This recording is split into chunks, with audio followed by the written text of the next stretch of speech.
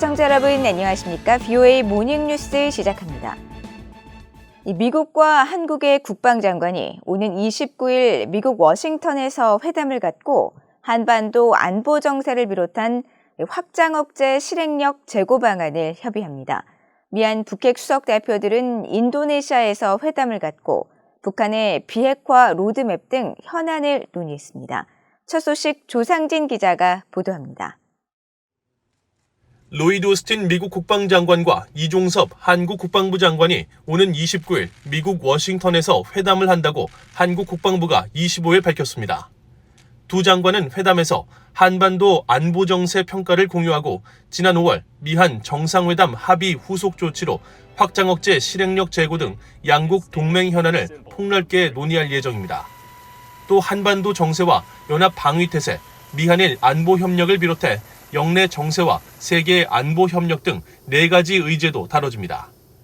한국 국방부 관계자는 특히 확장 억제 실행력 부분에서 확장 억제 전략 협의체는 논의가 많이 진전됐다면서 양국 외교 국방장관이 함께하는 2+2 협의를 통해 외교부가 주도하는 사안이지만 논의의 핵심이 국방부와 연관되기 때문에 오스틴 장관과 논의를 상당 부분 진전시킬 것이라고 말했습니다. 이어 전략자산 전개와 관련해서는 전개 절차의 구체화 및 발전 방향과 관련한 논의가 있을 것이라고 전했습니다.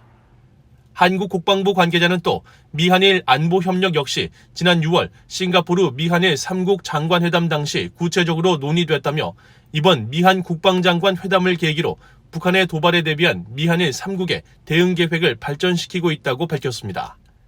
한국 국방부는 이 장관이 이번 미국 방문 기간에 6.25 전쟁 전사자 추모의 벽 건립 준공식에 참석하고 알링턴 국립묘지 헌화, 미국 보훈요양원 위문 등을 통해 참전용사의 희생과 헌신에 감사를 전할 예정이라고 전했습니다. 이런 가운데 성김 국무부 대북특별대표는 지난 22일 인도네시아 자카르타에서 김건 한국 외교부 한반도 평화교섭 본부장을 만나 북한에 대한 한국의 로드맵과 관련한 협의를 벌였습니다. 연합뉴스 등 한국 언론들도 외교부 당국자를 인용해 김 본부장이 인도네시아 대사를 겸하고 있는 성김 대표를 만나 북한의 핵과 미사일 위협 대응 공조 방안 등에 대해 논의했다고 전했습니다. 이 당국자는 한국 정부가 한미 간 긴밀한 협의를 통해 대북 정책 로드맵을 성안하고 있는 만큼 이번 협의에서 로드맵에 대한 구체적이고 심도 있는 협의를 했다고 말했습니다. VOA 뉴스 조상진입니다. 한국 국방부가 미한연합 실기동 훈련을 재개하기로 한 것과 관련해 전직 미군 지휘관들은 대북 억지력 강화와 동맹의 능력을 과시하는 옳은 결정이라고 환영했습니다. 또 윤석열 정부가 조건에 기초한 전시작전 통제권 전환 방침을 재확인한 것도 현실적인 인식이라고 평가했습니다. 박형주 기자가 보도합니다.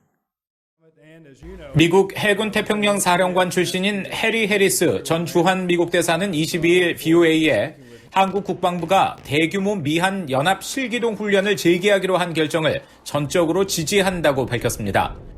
그러면서 연합 훈련을 축소, 연기하고 취소하는 것이 김정은을 다시 협상으로 불러올 수 있을 것이라는 희망은 순진했다면서 지난 문재인 정부의 대북 접근을 비판했습니다. 앞서 한국 국방부는 이날 대통령 업무보고에서 2018년 이래 중단 또는 취소된 대규모 미한 연합 연습과 여단급 이상 야외 기동 훈련을 올해부터 부활하겠다고 밝혔습니다. 존 틸럴리 전 주한미군 사령관도 이런 연합 훈련은 병력을 더욱 강력하게 하는 것은 물론 동맹의 약속을 증명한다고 말하고 우리는 매일 밤 싸울 준비를 해야 한다며 대비태세를 강조했습니다. 이번 결정이 북한의 거듭된 미사일 발사와 핵실험 준비에 대한 대응이라는 점을 북한이 인식해야 한다는 지적도 나옵니다. We've seen over 31 missile launches in 2022 from North Korea. And now we're looking at the likelihood of a seventh nuclear test. I mean, are we just supposed to sit here and watch? No, 윤석열 정부가 전시작전 통제권 전환 문제와 관련해 한국군 핵심 능력 확보 등 조건이 충족돼야 한다는 원칙을 유지한 것에 대해서도 미국의 안보 전문가들은 현실적인 인식이라고 평가했습니다. I think that the Yoon administration has a realistic view of Afghan transition, and I think that the Yoon administration and the Biden administration are aligned to make sure this is done correctly, that it's done in a way that best supports the defense of the Republic of Korea.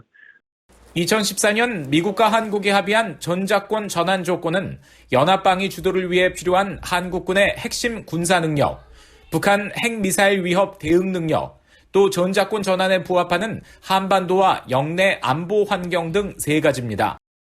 이와 관련해 헤리티지 재단의 브루스 클링너 선임 연구원은 한국이 현재 충분한 대북 공격 방어 역량을 확보하지 못했고 북한의 핵 프로그램의 축소나 종료를 의미하는 한반도 안보 환경 개선이라는 조건도 충족되지 않았다고 진단했습니다. 해리 해리스 전 대사는 전임 문재인 정부는 합의된 조건이 충족되기도 전에 전작권 전환을 바랐다면서 이는 한반도 방어 의무를 이행해야 하는 연합군의 능력을 위험에 빠뜨릴 것이라고 지적했습니다. VOA 뉴스 박형주입니다. 6.25 한국전쟁 참전용사로 장진호 전투에서 활약했던 스티븐 옴스테드 미국 해병대 예비역 중장이 지난 20일 숙환으로 별세했습니다. 미국 장진호 전투 참전용사협회와 장례정보 전문 사이트인 트리뷰트 아카이브는 올해 92살인 옴스테드 장군이 지난 20일 워싱턴 DC 근교 버지니아주 애넌데일 자택에서 병원으로 이송된 뒤 타계했다고 밝혔습니다. 뉴욕 알바니 출신인 옴스테드 장군은 미국 해병대 1사단 소속 사병으로 한국전쟁에 참전해 인천 상륙작전과 장진호 전투에서 활약했으며 1989년 삼성장군으로 예편한 뒤 레이건 행정부에서 국방부 부차관보를 지냈습니다.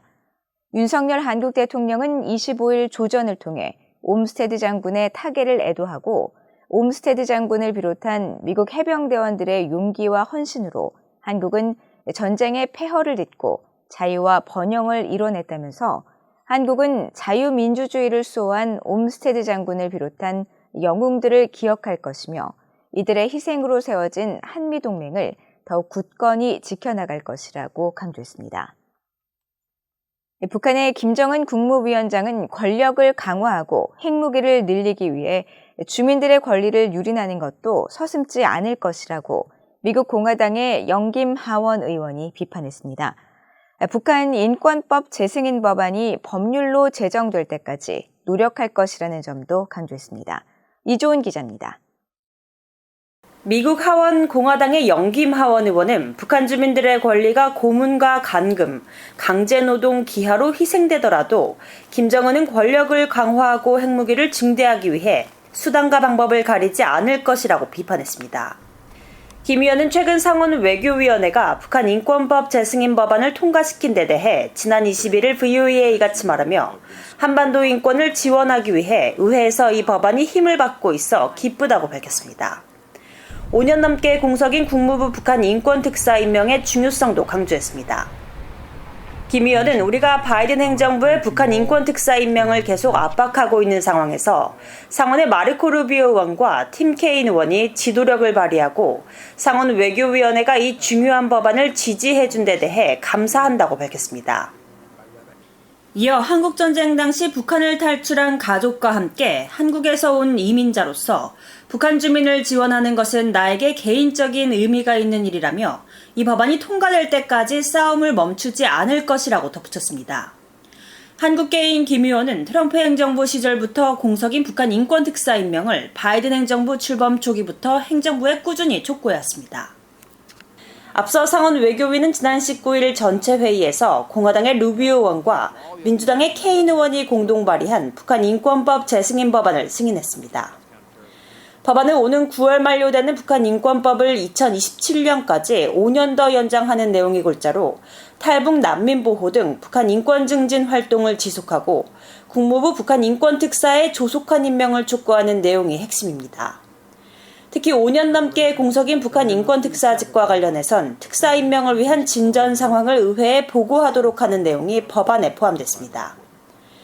법안에는 또 대북방송에 대한 지원을 유지하고 탈북 난민 송환에 연루된 자의 제재를 승인하는 내용이 담겼습니다. 앞서 지난 3월 하원에선 영김 의원과 민주당의 아미베라 의원이 북한 인권법 재승인 법안을 공동 발의했고 이 법안은 현재 하원 외교위에 계류 중입니다. VOA 뉴스 이조은입니다.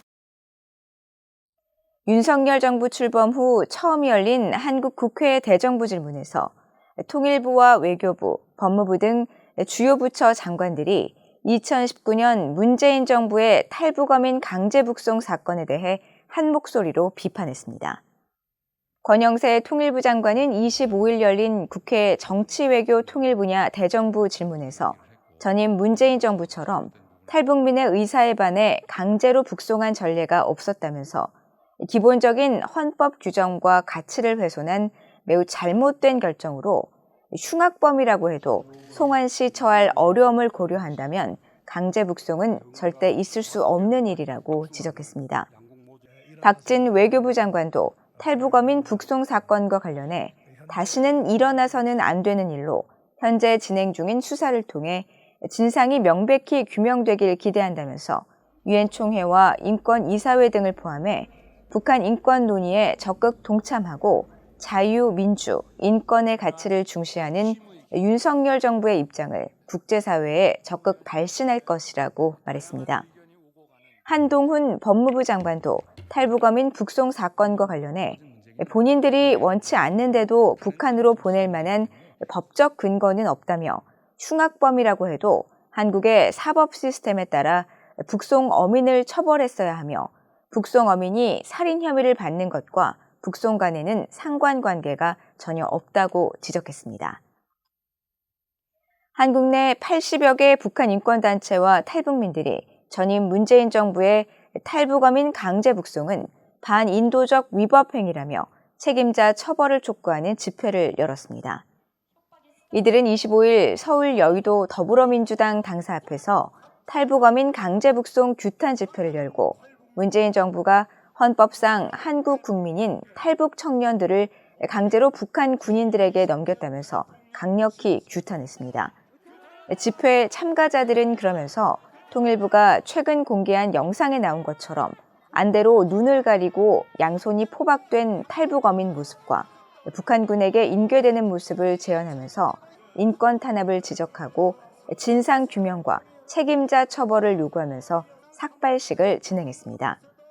이들 단체들은 북한 주민의 인권과 탈북민들의 인권을 무시하는 이 같은 강제 북송이 다시는 재발해서는 안 된다면서 강제 북송에 대해 우려하는 뜻을 담은 대국민 호소문을 민주당 우상호 비상대책위원장에게 전달할 것이라고 밝혔습니다. 이상으로 BOA 모닝뉴스를 모두 마칩니다. 시청해주신 여러분 고맙습니다.